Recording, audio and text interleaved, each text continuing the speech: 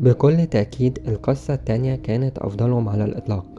فإذا كانت القصة الأولى اتكلمت عن قهر الإنسان نفسه لما بيلاقي حد بيتحكم فيه وفي كل شيء بيدور حواليه من أول أكله وشربه لغاية الزوجة اللي بيختارها له، ولما يرفض له طلب إنه يقتل تتقفل الدنيا كلها في وشه فشخصيته تضعف. فالقصة التانية أكيد بتتكلم عن الرضا بعد ما بيدوق طعم الحرمان اللي عاشه ويبتدي يقبل بأي شيء قدامه حتى ولو كان غريب، حتى ولو كان مؤذي ليه هو شخصيا. عشان كده الواحد قدر يستوعب أول قصتين من الفيلم، حتى على الأقل يفهم ايه اللي كان عايزه المخرج وكاتب السيناريو، واللي كان واضح انهم استلهموا روح أجدادهم الإغريق زمان في علوم الفلسفة والمنطق وعلم النفس. والحق يتقال ان على الرغم من بشاعة المنظر في نهاية القصة التانية الا ان كان سردها رائع ومفهوم جدا، وفكرتها اللي فهمناها كانت لا تقل روعة. ولو كان يورجوس لانتيموس اكتفى بالقصتين او خلينا نقول الفيلمين القصيرين اللي شفناهم في الاول كنا هنقول برافو ونسقف له كمان.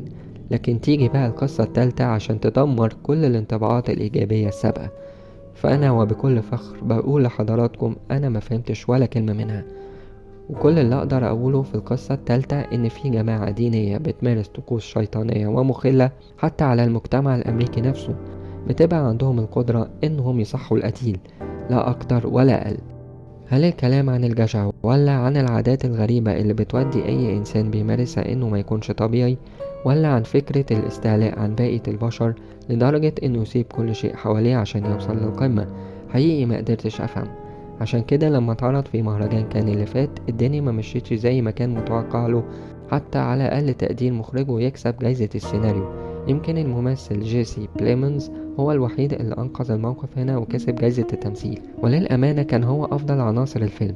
بتيجي الممثلة الصاعدة مارجريت كوالي بعد منه بشوية، وأنا شايف إن الاتنين مؤهلين بقوة في إننا نشوفهم في الأوسكار اللي جاي. الممثل المخضرم ويليام ديفو كان في غاية البراعة في القصة الأولى، وأعتقد إن دور المدير الفيلن مهوش جديد عليه.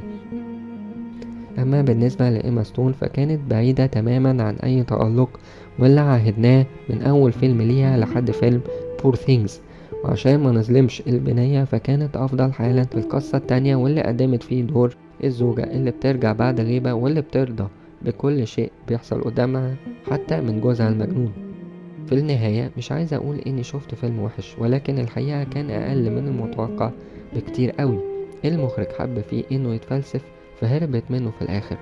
ويمكن لو كنا في زمن غير الزمن كنت فهمت آخر حكاية، ولكننا للأسف في زمن تاني. آسف على ده.